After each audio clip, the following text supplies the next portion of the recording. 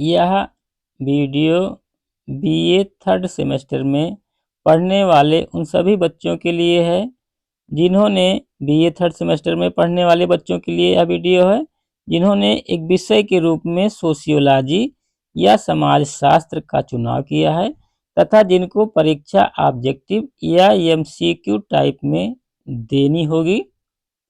यह परीक्षा अधिकांश विश्वविद्यालयों में जो माइनर पेपर होता है वो एमसीक्यू टाइप में ही होता है। जो लिखित पेपर होता है वो डिस्क्रिप्टिव होता है। किसी किसी विश्वविद्यालय में यह पेपर जो है ऑब्जेक्टिव ही होता है। जैसे गोरखपुर विश्वविद्यालय में यह पेपर 2 खंडों में होता है। इस पेपर का जो नाम है बीए थर्ड सेमेस्टर के समाजशास्त्र के जो पेपर का नाम है वो है social change and social development in India. ये इस पेपर का नाम है social change and social development in India. BA third semester में पढ़ने वाले बच्चों के पेपर का नाम है। और गोरखपुर विश्वविद्यालय में यह पेपर 2 भागों में बांट करके पूछा जाता है। पहला सोशल चेंज वाला पेपर है और दूसरा सोशल मूवमेंट वाला पेपर है। पहले सोशल चेंज वाले पेपर को वहाँ SOC 201 कहा जाता है और दूसरे सोशल मूवमेंट वाले खंड को वहाँ SOC 202 कहा जाता है। अवध विश्वविद्यालय में यह परीक्षा माइनर पेपर के रूप में ऑब्जेक्टिव टाइप में होती है। यह पेपर अवध विश्वविद्यालय का है, लेकिन इस वीडियो का लाभ अन्य विश्वविद्यालय के बच्चे भी उठा सकते हैं, क्योंकि नई शिक्षा नीति के तहत इसमें लिखा है, देखिए राष्ट्रीय शिक्षा नीति 2020 में आई थी। नई शिक्षा नीति के तहत भारत के सभी विश्वविद्यालयों का सिलेबस समान है। जो महत्वपूर्ण प्रश्न हैं वो सभी विश्वविद्यालयों में आते हैं। विश्वविद्यालय की ही बात क्या, जो कंपटीशन के एग्जाम में हैं उनमें भी महत्वपूर्ण प्रश्न ही आते हैं, चाहे वह छोटी परीक्षा हो और चाहे बड़ी परीक्षा हो।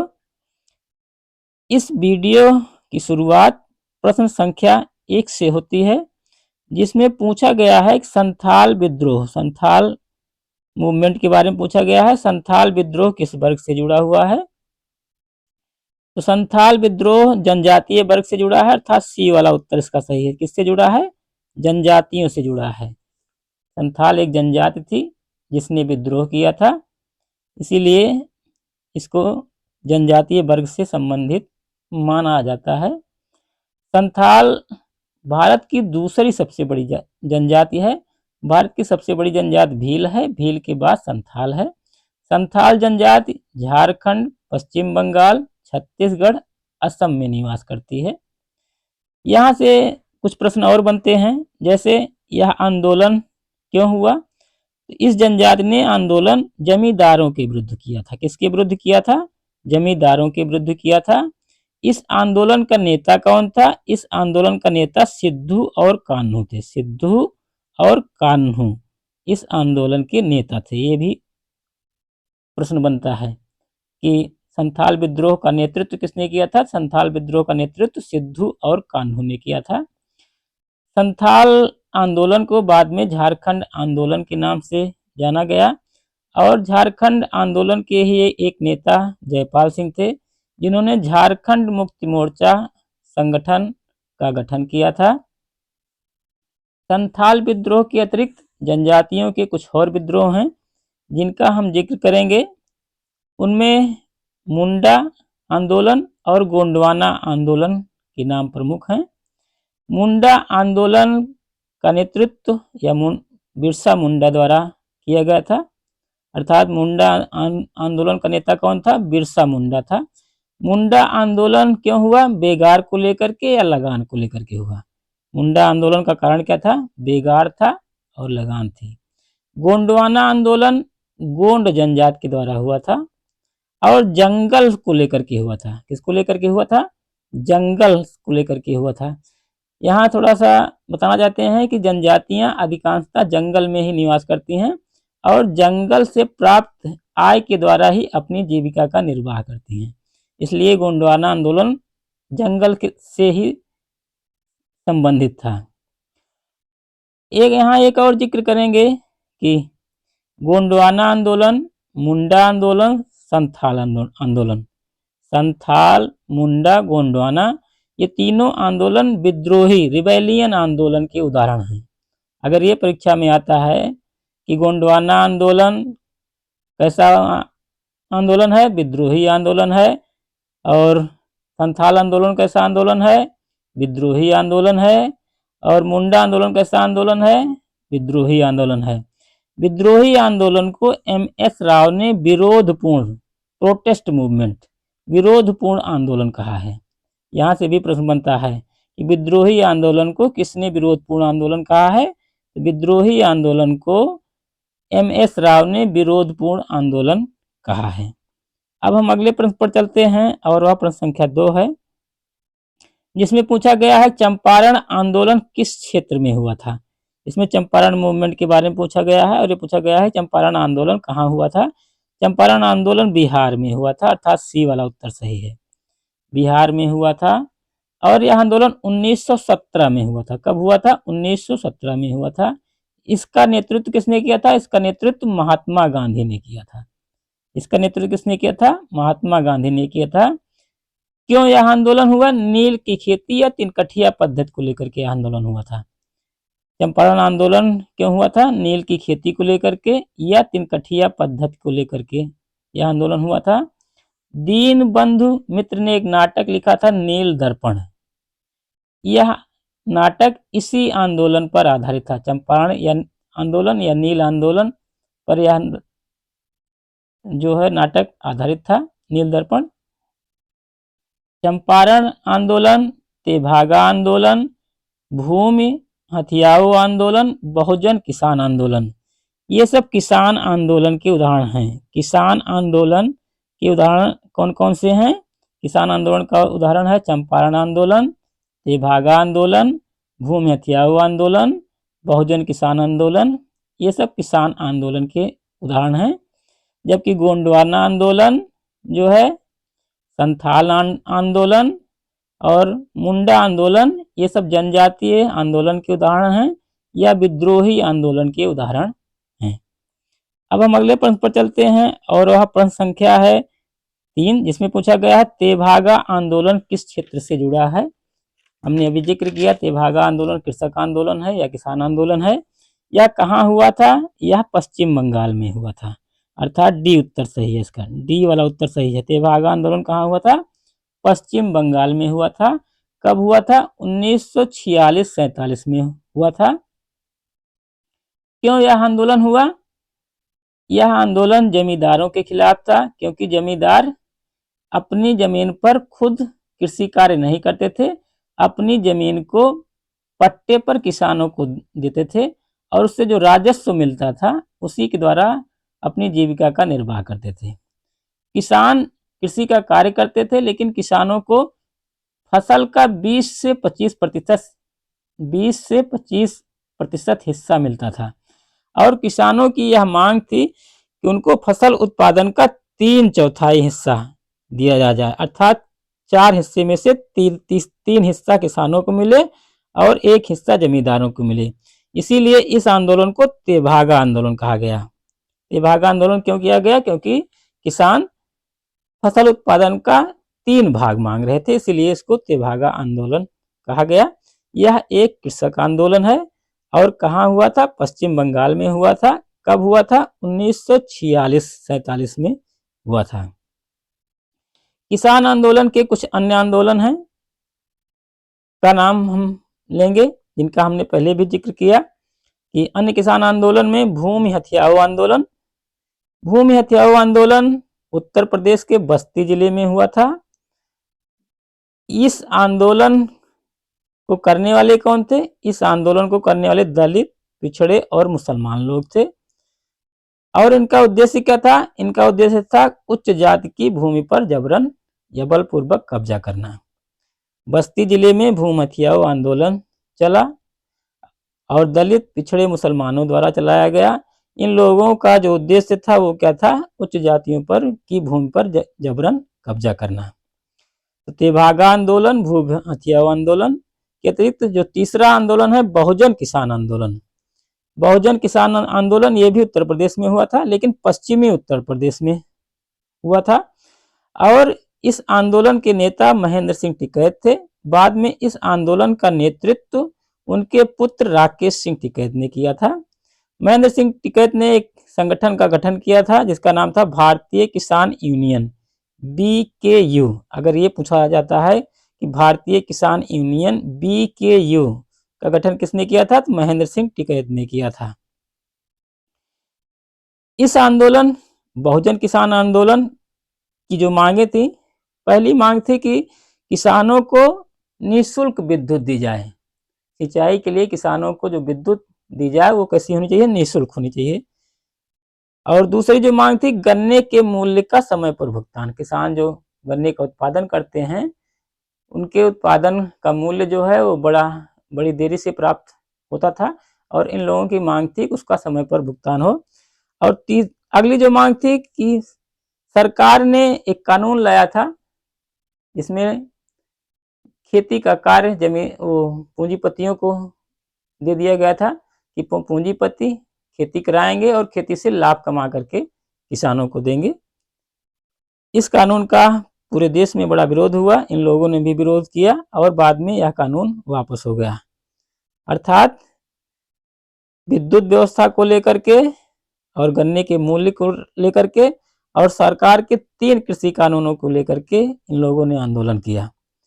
यहाँ फिर हम जिक्र करेंगे तेभागा आंदोलन, भूमि हथियाओ आंदोलन और बहुजन किसान आंदोलन। ये सब किसान आंदोलन के उदाहरण हैं। किसान आंदोलन के जो उदाहरण हैं वो कौन कौन से हैं, तेभागा आंदोलन, बहुजन किसान आंदोलन और भूमि हथियाओ आंदोलन।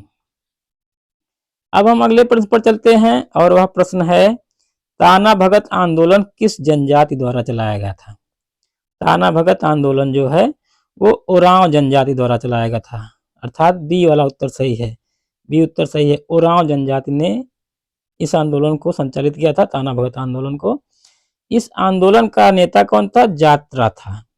ओरांव जनजाति का एक नवयुवक था जात्रा, उसी ने इस आंदोलन का नेतृत्व किया था। और यह आंदोलन अंग्रेजों और महाजनों के शोषण के खिलाफ चलाया गया था। किसके खिलाफ यह आंदोलन था, अंग्रेजों के खिलाफ था और महाजनों के शोषण के खिलाफ था। इस आंदोलन के 4 उद्देश्य थे।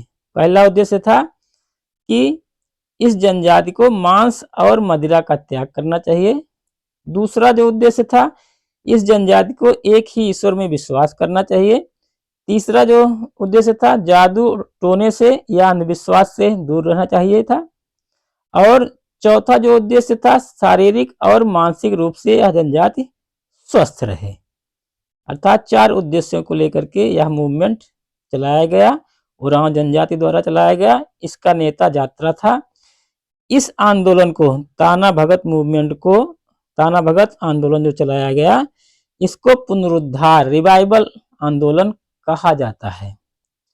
पुनरुद्धार आंदोलन की जो अवधारणा आई सबसे पहले एंथोनी बैलेस के द्वारा आई। अर्थात अगर ये प्रश्न आता है कि पुनरुद्धार आंदोलन की अवधारणा सर्वप्रथम किसने दिया, इसका उत्तर एंथोनी बैलेस होंगे। इस आंदोलन का उद्देश्य क्या था, पुनरुद्धार आंदोलन का उद्देश्य था जो भारतीय समाज में नए परिवर्तन आए थे, उन परिवर्तनों के कारण भारतीय समाज में कुछ तनाव आ गए थे, उन तनावों को दूर करना तथा अपनी पुरानी सामाजिक व्यवस्था और संस्कृति की ओर लौटना था। इस आंदोलन का उद्देश्य क्या था कि समाज में व्याप्त तनावों को दूर करना तथा अपनी पुरानी सामाजिक व्यवस्था और संस्कृति की ओर लौटना था। क्योंकि पुनरुद्धार आंदोलन जो है किसी मसीही व्यक्ति द्वारा, किसी चमत्कारी व्यक्ति द्वारा या किसी बौद्धिक व्यक्ति द्वारा संचालित होता है, इसीलिए ऐसे आंदोलनों को मसीही या कल्पनात्मक आंदोलन कहा जाता है। यहाँ से एक प्रश्न और बनता है, पुनरुद्धार आंदोलन को कौन सा आंदोलन कहा जाता है, मसीही या कल्पनात्मक आंदोलन कहा जाता है। पुनरुद्धार आंदोलन एक सुधारवादी आंदोलन है। कैसा आंदोलन है, सुधारात्मक आंदोलन है। या इस आंदोलन के द्वारा समाज में पुनर्निर्माण या पुनर्जीवन लाने का प्रयत्न किया जाता है। इस आंदोलन के द्वारा जनजातियों में जो परिवर्तन आया या जो प्रक्रिया क्रियाशील हुई उसको पुनर्जनजातीयकरण की प्रक्रिया कहा गया। पुनर्जनजातीयकरण की प्रक्रिया के बारे में आईएएस के प्री में भी प्रश्न आया था और पीसीएस के प्री में भी यह प्रश्न आया था कि पुनर्जनजातीयकरण की प्रक्रिया किसे कहते हैं, या जनजातियों द्वारा अपनी जीवन शैली को फिर से अपनाना क्या कहते हैं, तो उसको पुनर्जनजातीयकरण कहते हैं। पुनर् का मतलब फिर से, अर्थात जिन जनजातियों ने ईसाई धर्म या इस्लाम धर्म स्वीकार कर लिया था, अगर वह फिर से अपनी धर्म में, अपनी भाषा में, अपनी संस्कृति में वापस लौटना चाहती थी, उसी प्रक्रिया को पुनर्जनजातीयकरण की प्रक्रिया कहा गया। भारत में आर्य समाज के द्वारा यह मूवमेंट चलाया गया। आर्य समाज के द्वारा जो आंदोलन चलाया गया वो पुनरुद्धार आंदोलन था। आर्य समाज का नेता कौन था? दयानंद सरस्वती थे। और इस आंदोलन का उद्देश्य क्या था? वैदिक व्यवस्था की ओर वापस लौटना। इन्होंने यह प्रयास किया, या दयानंद सरस्वती ने यह प्रयास किया कि जिन भाइयों ने हिंदू धर्म को छोड़ करके इस्लाम धर्म को अपना लिया था, ईसाई धर्म को अपना लिया था, उन भाइयों बहनों को फिर से जो है हिंदू धर्म में वापस लाया जाए। इसीलिए इन्होंने शुद्धि आंदोलन चलाया था। अगर ये पूछा जाए शुद्धि आंदोलन किसने चलाया था, तो शुद्धि आंदोलन दयानंद सरस्वती ने चलाया था। और वेदों की ओर लौटो का नारा दयानंद सरस्वती ने दिया था इसी आंदोलन के दौरान। अगर ये पूछा जाए कि शुद्धि आंदोलन के दौरान या पुनरुद्धार आंदोलन के दौरान वेदों की ओर लौटो का नारा किसने दिया था, तो दयानंद सरस्वती ने दिया था। इसी तरीके का एक आंदोलन कर्ण सिंह ने चलाया था, जिसका नाम बृहत हिंदू समाज आंदोलन था। बृहत हिंदू समाज आंदोलन किसने चलाया था? कर्ण सिंह ने चलाया था। और इसका उद्देश्य क्या था? ईसाई या इस्लाम धर्म स्वीकार कर चुकी अस्पृश्य जातियों को फिर से हिंदू धर्म में लाने का प्रयास। अर्थात उन अस्पृश्य जातियों ने जिन्होंने किसी कारणवश ईसाई धर्म को ग्रहण कर लिया या इस्लाम धर्म को ग्रहण कर लिया, तो कर्ण सिंह जम्मू कश्मीर की राजा थे और बड़े विद्वान व्यक्ति थे। इन्होंने यह प्रयास किया कि उनको फिर से हिंदू धर्म में लाया जाए। जो तीसरा एक प्रकार इसका टाइप है, यह एक उदाहरण है, वो है खासी एकता आंदोलन। खासी एकता आंदोलन खासी जनजाति द्वारा चलाया गया। खासी जनजाति मेघालय में पाई जाती है। भारत का जो पूर्वोत्तर क्षेत्र है मेघालय, वहां यह जनजाति पाई जाती है। और अपनी पहचान को पुनः स्थापित करने के लिए इस जनजाति ने खासी एकता आंदोलन, खासी मूवमेंट चलाया। अब हम अगले प्रश्न पर चलते हैं और वह प्रश्न संख्या है जो है 5, जिसमें पूछा गया है कि निम्न में से क्या एक क्रांतिकारी आंदोलन नहीं है। इसमें पूछा गया है कौन सा क्रांतिकारी आंदोलन नहीं है। तो 1857 की क्रांति, ये क्रांतिकारी आंदोलन है। भारत छोड़ो आंदोलन, ये भी क्रांतिकारी आंदोलन है। फ्रांस की क्रांति, ये भी क्रांतिकारी आंदोलन है। सती प्रथा के विरोध में कानून बनाना, ये क्रांतिकारी आंदोलन नहीं है। अर्थात डी वाला उत्तर सही है, यही वाला उत्तर सही है। अब हम इस प्रश्न का थोड़ा विस्तार करेंगे कि क्रांतिकारी आंदोलन का उद्देश्य क्या है। क्रांतिकारी आंदोलन का उद्देश्य है विद्यमान सामाजिक व्यवस्था में आमूल चूल परिवर्तन लाना। क्रांतिकारी आंदोलन का जो मूल उद्देश्य है वो क्या है? पुरानी व्यवस्था को परिवर्तित करके नई व्यवस्था स्थापित करना। और यह व्यवस्था हिंसक माध्यम से, लड़ाई झगड़े के द्वारा, या बिना हिंसा द्वारा, बिना लड़ाई झगड़े अर्थात अहिंसक माध्यम से, दोनों माध्यमों से हासिल की जा सकती है।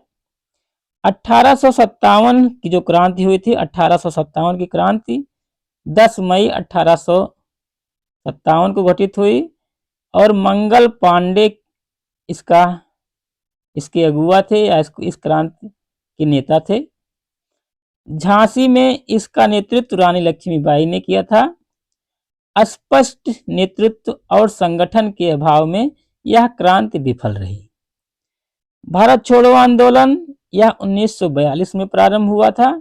इस आंदोलन का नेतृत्व महात्मा गांधी ने किया था।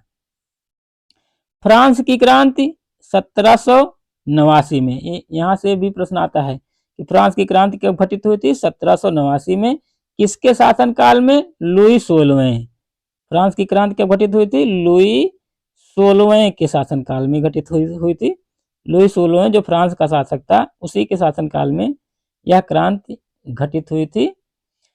लुई 16वें जो है बड़ा कमजोर शासक था, अर्थात कमजोर नेतृत्व, वित्तीय संकट और सामाजिक असमानता को लेकर के यह क्रांति घटित हुई थी।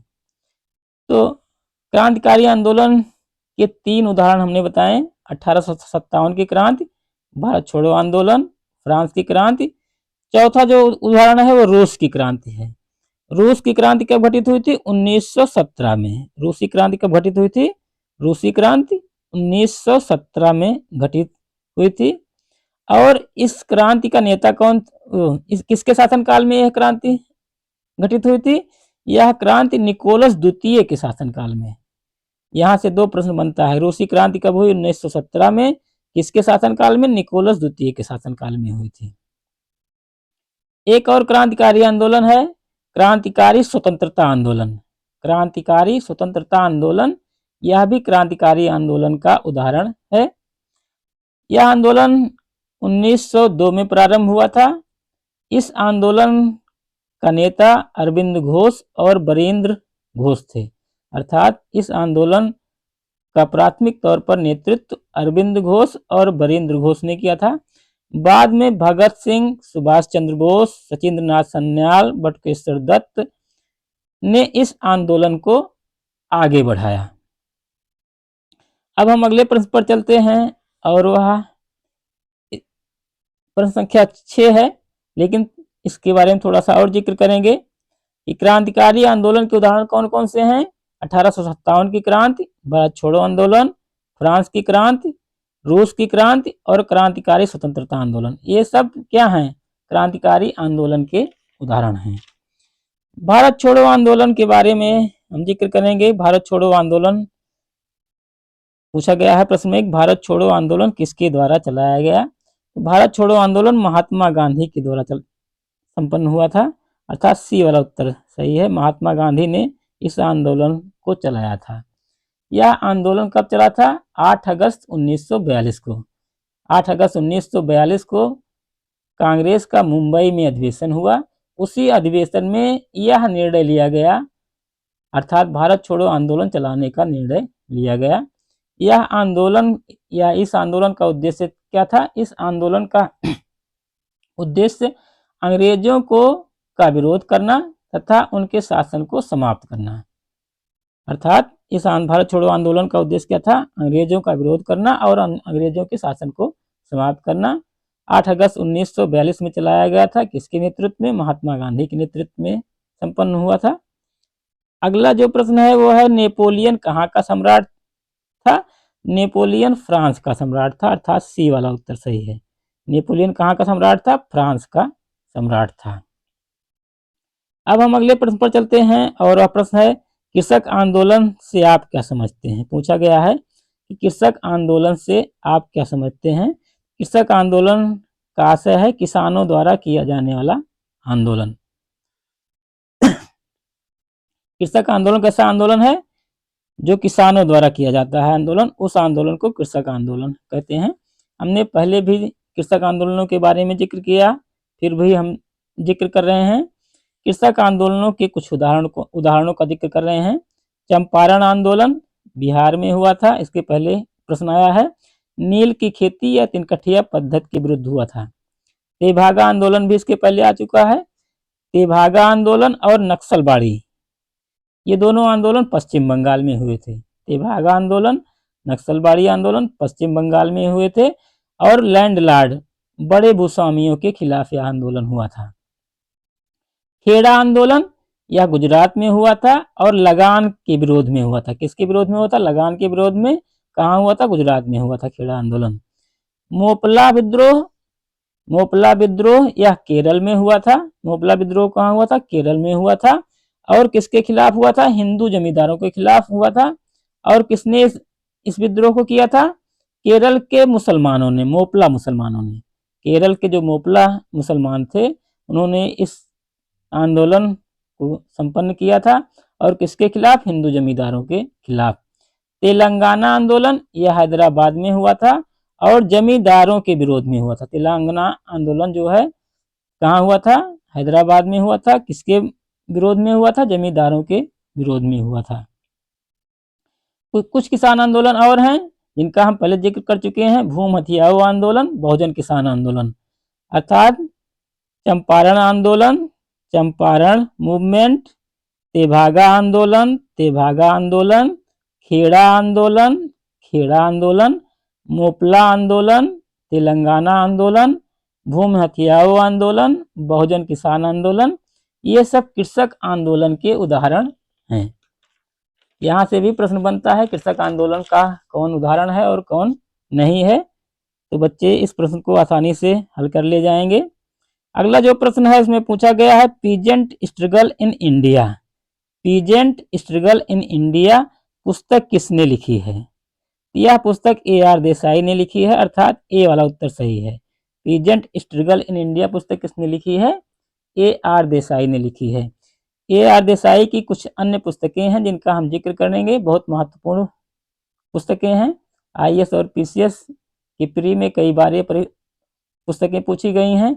ये भी पुस्तक कई बार पूछी गई थी, पीजेंट स्ट्रगल इन इंडिया।